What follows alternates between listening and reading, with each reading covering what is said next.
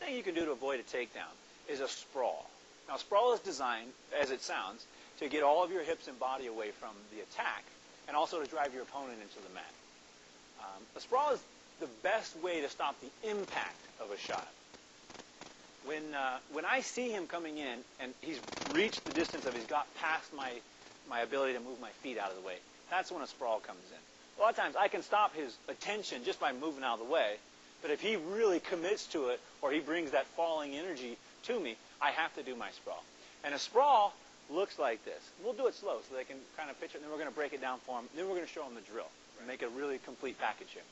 So when I see the intention and he comes in, my sprawl is I'm going to throw all of my hips back and drop them on the mat so that there's no hips for him to grab control of and try and sweep out from underneath me. So we can do it a little bit quicker now. So the first thing I do when he comes in is I take my weight and I go and I throw it all back and put my hips down. And that'll take the hips away from him so he can't manipulate me and drive all of his weight into the mat. Now I want to sprawl with as much weight on top of him as possible. That way he can't keep driving and pushing towards my hips. I want to actually smash his head into the mat. That's the most effective way. The other thing is, whatever leg he's going for, I want to push that one out as far as possible so he can't grab it. So if he's going to grab this leg, I'm going to try and throw this one back first and as far as possible, and then drop all the weight on his head. Ready?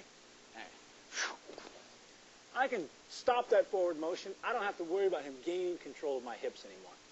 That's what a sprawl is all about. And again, it sounds just like it is because you're sprawling out, getting everything back and flattening it out. Let's show them the drill.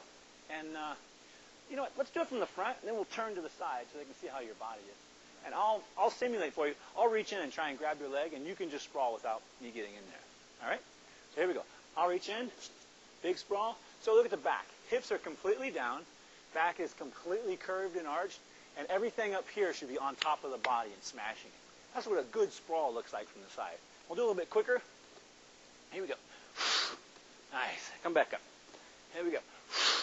Nice. There you go. So this is what your drill would look like if you want to drill it and get comfortable with it. Beautiful. Nice. So let's turn this way and give them a couple sprawls so they can see what your body looks like facing this way. You're going to face. I'll just be your guy from the side, like coaching you. So again, good stance, good position. Show them your sprawl. Nice. And look at the body. Chest up, hips are all the way flat on the mat. Everything driving into him should be squished flat on the mat. A couple more. Nice. Where's the breath? Nice. Again, once more. Perfect. So that would be your sprawl drill. If you want to get comfortable at it, get two guys just like we were. Try and touch the leg and work that sprawl. Work the sprawl until it's comfortable, and then you can add a little more intention on it. When that intention comes, you'll find that as you throw back and you drop the weight on, you sometimes ride on top of that person, which is perfect. Ride all you want. Just stay on top and keep your hips out of their hands. So we showed you the sprawl. Get your hips out of the way. I want to show you now how to underhook. Underhook is probably the second best way to avoid a takedown.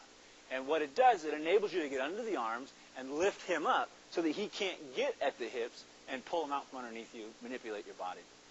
There's a couple ways you get into underhooks. The easiest one is when he makes that intention and reaches for me, I need to underhook his arms, actually throw them both under and lift him back up so he's equal with me and he's not down here at my hips, messing with my hips anymore. So, two types of underhooks, single underhook and double underhook. Double underhook, of course, is always the best because you have maximum power. But the way you get into it, just like striking, it's a timing piece. So I see his body, I see his intention, he reaches for me. I need to maybe move my hips back a tiny bit and throw those underhooks under. Now we get into a situation where I can lift him up and we can be equal again. And he won't be able to manipulate my hips and body. You can also do your underhooks from the takedown block with the sprawl. So come in, I'll sprawl on you. After I sprawl and get my hips back, I'm going to put my underhooks under here so that he can't do any more damage to me. Now I can keep his body down, or if we go back up, I can manipulate him here or here, where I'm underneath his arms, and he can't get in there and twist me, turn me, change my balance. Underhooks are really good. They take a little bit more awareness and more timing than the sprawl, But they're very effective, and with a good underhook, you can stop anybody's takedown. You can use other techniques to stop his initial ascent on the takedown, and one of those is jamming. Stop the takedown before it ever starts. A number of ways you can do it. Of course, the head is the center of all energy and leads everything. So an easy way to stop his takedown is if you see forward movement coming, just push his head anywhere on his head. If you stop the head and push it back, he'll lose all of his forward momentum and his forward energy to coming in here and taking you down. I mean, even if it's something silly like he's trying to grab me, just pushing his head is going to stop all of his energy. Now, I'm illustrating with a hand. What I like to do is I like to actually jab his head. So if I'm in a situation like this and I feel like he's going to come, I'll actually smack him in the head and take all of his energy, at least the tip of it, and push it backwards, which will stop his step in and stop that energy from coming in. I love to jam the head. It's one of my favorites. I also really like to jab or jam the shoulder. What that does is squares up his body and doesn't enable him to get in that good power stance. His body turns square. So I'll be in a position like this, and if he starts forward motion to me, I'll push his shoulder and turn his body so it's squared up. That way he can't make a good step in on me. Plus, when he's square, I can give him a good crack if I want to.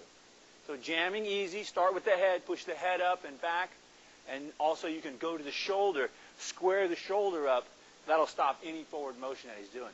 Let's do a couple of shots. I won't jam your head because it's really not necessary because we understand that. Right. But let's do a couple of things where I want to jam your shoulder even after you've brought the energy forward. And we'll show him what happens when I hit that shoulder, okay? So go ahead. So this stops all the energy. And for me, it's like a punch. I just turn my body and energy a little bit and put that arm out there and stop that energy before it ever gets going. If he gets in really deep, I'm going to have to go to something else because he's already in that distance of takedown. I got to start wrestling, underhooking, and sprawling. But for the easy one, just stick it out there. Stop him, stop his energy. Then you can reevaluate the situation. That's jamming. Jamming is really effective if you stop the shot before it really starts, right at the initial stages of it. Speaking of jamming, you can also jam with your forearm, your elbow, and jam on the neck and shoulder area. I'm going to show you a couple of those as well. We jam the shoulder up pretty good. We jam the head up pretty good. And the distance of that is really long. So I don't really have to, get my hips back when I do that. If I'm going to jam with my forearm, it's half the distance. And while it's a really strong jam, I also have to get the rest of these out of the way, or he may get through it and actually get onto my hips. So if I'm going to jam with my forearm, which I really like, and it's a powerful move, when he passes through that distance, if maybe it's too late for me to get my hand out there, I'll throw my forearm out, and I'll actually hit him with it, almost like I'm trying to elbow him, but with the forearm.